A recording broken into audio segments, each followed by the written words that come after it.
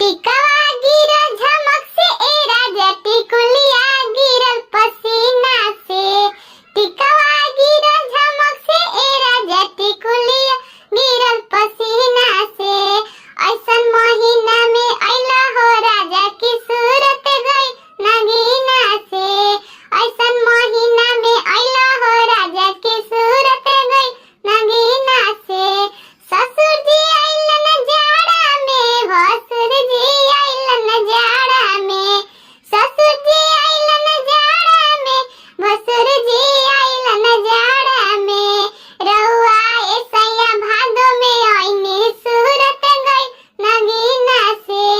रउआ ऐसैया भादो में आइनी सूरत गई नगीना से।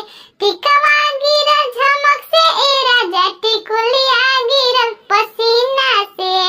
टिकवा गिरल झमक से ए राजा टिकुलिया गिरल पसीना से।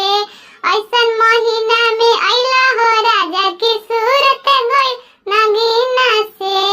ऐसन महीना में अइला हो राजा की सूरत गई नगीना से। देवर जी आइलन जाड़ा में, भसुर